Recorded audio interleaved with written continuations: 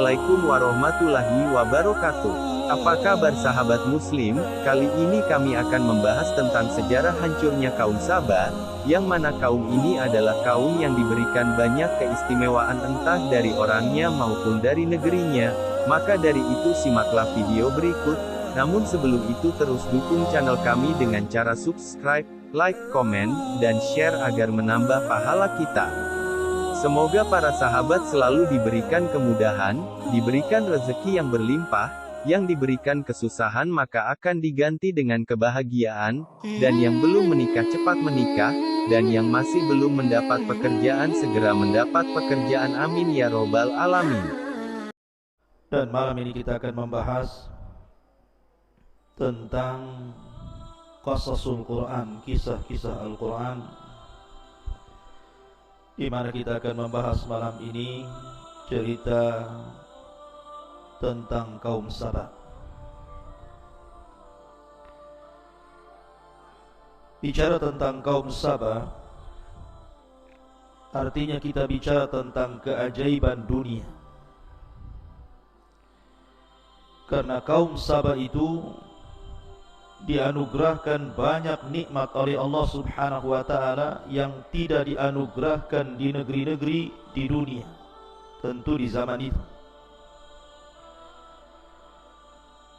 Makanya kemudian Allah Subhanahu wa ta'ala abadikan kisah ini di dalam Al-Quranul Karim, sampai Allah memberi nama satu surat dalam Al-Quran yang disebut dengan surah Saba. Saking pentingnya kisah ini. Dan kisah ini diceritakan oleh Allah Subhanahu wa ta'ala dalam surah Saba itu sendiri, mulai daripada ayat 15 sampai ayat 19. Bagaimana kisahnya? Nanti saya bacakan ayatnya, kemudian kita jelaskan. Namun sebelumnya kita akan berkenalan dulu siapa Saba itu, sampai negerinya disebut negeri Saba. Dahulu di Yaman, tepatnya di Son'a, ada seorang raja namanya Amir. Ada yang mengatakan namanya Abdus Syamsi. Lah Abdus Syamsi ini ataupun Amir, nama lain daripada Saba. Dialah yang menguasai Son'a dari kabilah Qahtan. Kemudian setelah berdirinya sebuah bendungan, mungkin bahasa kitanya irigasi, di daerah Ma'rib, tempat saya belajar di sana, maka mulailah kemudian Ma'rib dijadikan ibu kota kala itu oleh Raja Saba yang namanya Abdus Syamsi ataupun Amir ini. Makanya Ma'rib dikenal sampai hari ini dengan bendungannya itu. Bahkan sewaktu saya belajar di satu tempat namanya Benedobian, di belakang markas itu, kayak kita di sini pesantren di sini, di belakangnya itu pas ada sungai namanya Sail Arim namanya, yang nanti disebutkan dalam Al-Quran. Jadi kalau seandainya Sad Ma'rib itu, artinya bendungan Ma'rib itu dibuka, kemudian airnya melimpah, itu seperti banjir besar itu. Jadi jalan raya jadi sungai. Nanti kalau ditutup lagi bendungan itu, kemudian airnya surut, maka membuat genangan-genangan di tempat-tempat yang agak rendah. Nanti di situ banyak ikan di situ. Dan hampir 1 tahun saya makan ikan di situ. Ikan mujair itu bukan kecil, 2 telapak tangan segini ikannya. Kemudian ada juga ikan semacam gabus gitu ya, tapi bukan gabus kecil. Panjangnya gabus itu sebesar kaki antum itu, 1 meter. Dan ditangkapnya mudah. tidak melawan, tidak kalau gabus di sini ditangkap lari. Itu ditangkap. Makanya kita sebut ikan bodoh-bodoh. Jadi tangkap bodoh diam saja. Ya. Jadi kalau nampak ikan itu ikan bodoh-bodoh katanya. Artinya bahwa kisah ini terjadi di satu daerah di Jazirah Arab, tepatnya di Yaman, lebih tepat lagi di Ma'rib. Kisah ini terjadi di Ma'rib karena ada puing-puing bekas kerajaan Ratu Balqis itu masih ada. Dijadikan monumen di situ, banyak wisatawan yang datang melihat bekas reruntuhan dari kerajaan Sabah Ratu Balqis di situ. Walaupun memang ada terjadi perselisihan tentang masalah letak di mana Sabah itu sebenarnya, tetapi yang masyhur dari ulama-ulama sejarah dan ahli tafsir bahwa Sabah itu letaknya di Jazirah Arab, atau lebih tepat lagi di Yaman, atau lebih khusus lagi di Ma'rib. Tetapi ada juga yang mengatakan bahwa Sabah itu ada di Ethiopia sana. Tapi ini tidak masyhur pendapat ini. Pendapat yang masyhur adalah letaknya di Ma'rib Yaman. Ma'asyiral muslimin yang dimuliakan Allah Azza wa Jalla, baik kita akan baca ayatnya, kemudian kita kisahkan. Menarik kisah ini sebenarnya. Allah Subhanahu wa taala berfirman dalam surah As-Saba ayat 15 dan seterusnya. Laqad kana li saba'in fi maskanihim ayat. Sungguh bagi kaum Sabah itu ada tanda-tanda kuasa Allah. Ya, karena Sabah satu di antara keajaiban dunia, negeri yang sangat diberkahi kali itu, membuat negeri-negeri di luar Yaman cemburu dengan negeri Sabah itu. Kemudian Allah mengatakan jannatani an yaminin wa shimal. Di tempat kediaman mereka ada dua buah kebun di sebelah kiri dan juga sebelah kanan. Kemudian Allah mengatakan kulu mir rizqi rabbikum washkurulah baldatun thayyibatun wa rabbun ghafur. Makanlah olehmu rizki yang dianugerahkan Rabbmu dan bersyukurlah. Adalah negeri yang baik dan memiliki Rabb yang maha pengampun. Fa'aradu, mereka pun berpaling. Fa'arsalna alaihim sailal arim.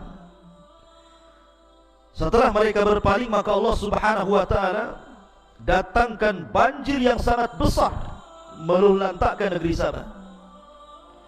Wa baddalnahum bi jannataihim jannataini dhawatai ukulin khamtin wa athlin wa syai'in min sidrin qalil.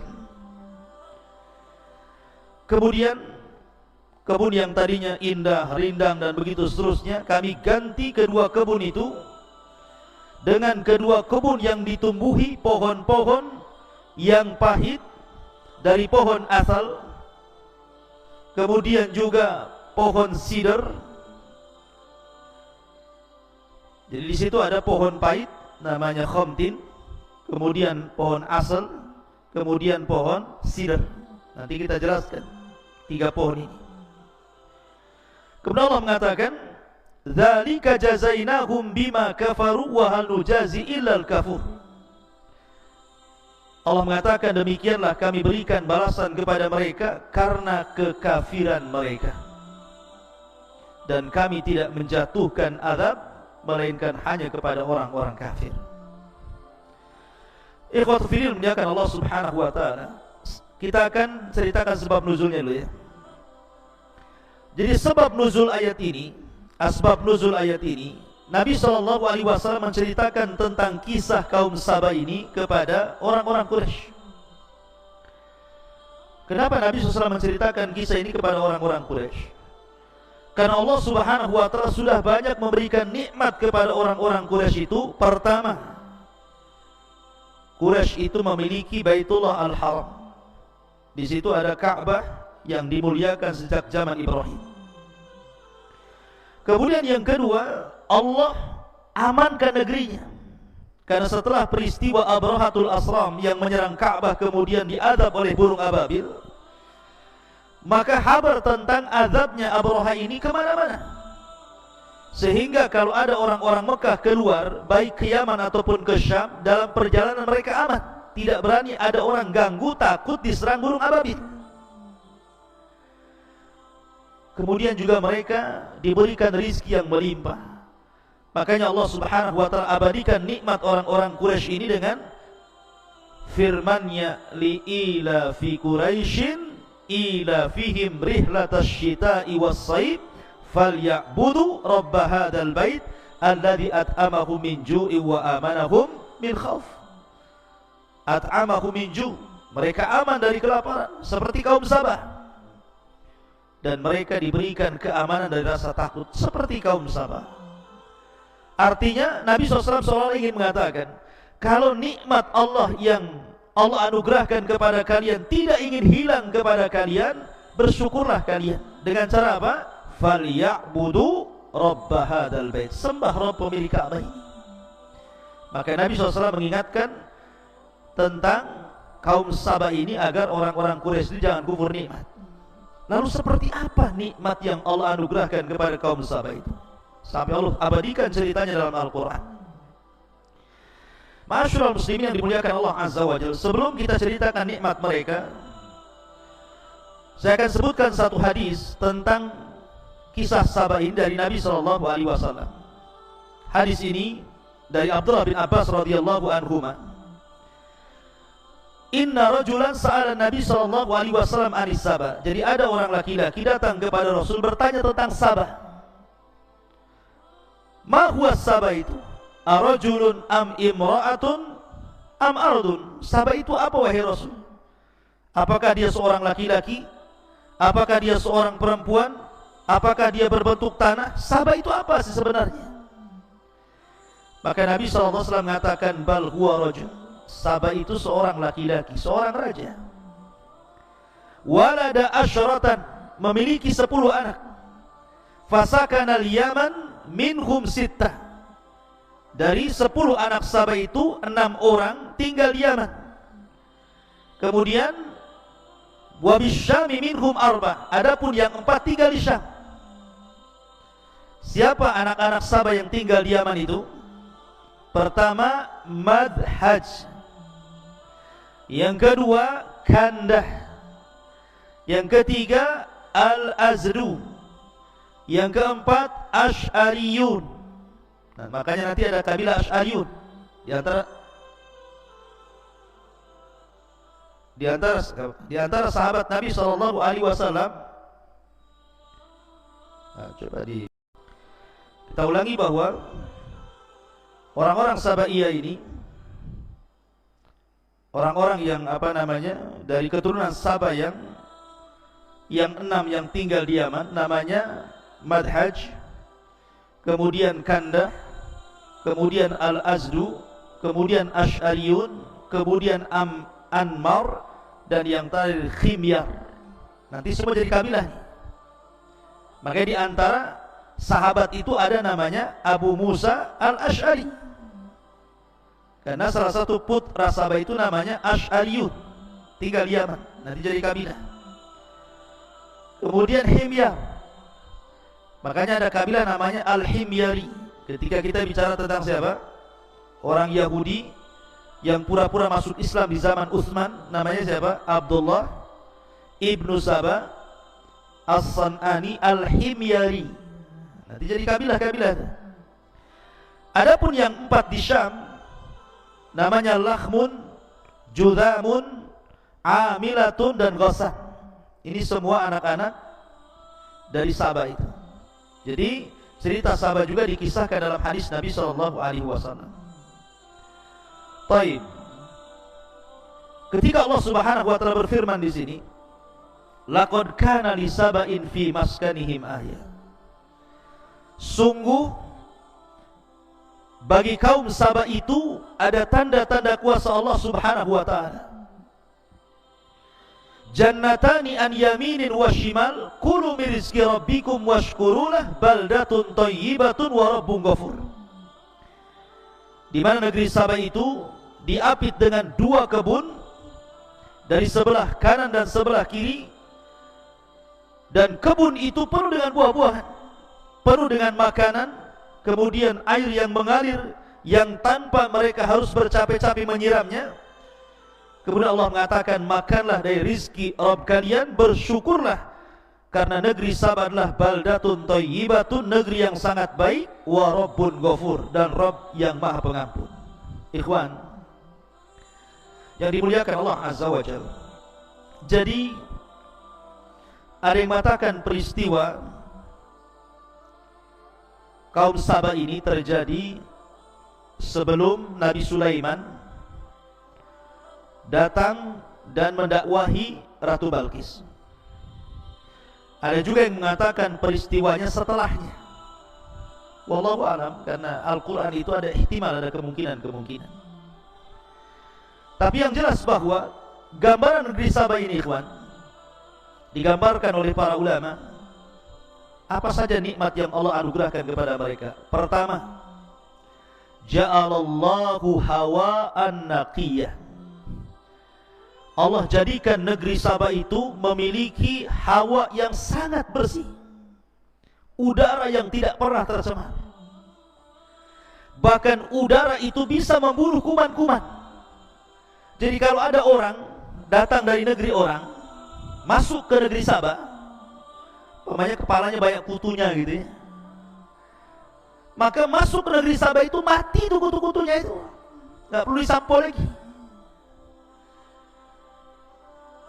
Kalau ke Jabal Uhud terbalik ya, dari rumah tak ada kutu, masuk Jabal Uhud banyak kutu pula. Nah itu antum tidur sama bantal orang yang ada kutunya, merayap dia masuk ke rambut antum pula. Jadi negeri Saba itu diberikan hawa yang sangat bersih, dan itu digambarkan oleh Al-Imam Ibnu Jauzi rahimahullahu taala di dalam kitabnya Zadul Masir. Apa kata beliau? Wa yamurrul gharib bibaldatihim wa fi thiyabihil kummal fayamutul kummal litibi hawaiha, katanya. Ya, kata Ibnu Jauzi, kalau ada orang asing masuk ke negeri Saba itu, kemudian di bajunya itu mungkin ada semacam kutu. Antum tahu kan kutu yang di baju itu? Kalau antum zaman dulu lah, kalau sekarang mungkin tidak ada ya. Biasanya ada di kasur-kasur itu. Kalau orang Jawa Barat bilangnya tumbila namanya. Tahu yang di kasur-kasur yang suka gigit ngambil darah itu. Makanya orang dulu biasanya kalau kasur itu dikeluarkan, dijemur tuh. Orang-orang semprot baygon gitu. Tapi sekarang sudah nggak ada lagi. Sudah punah gitu ya.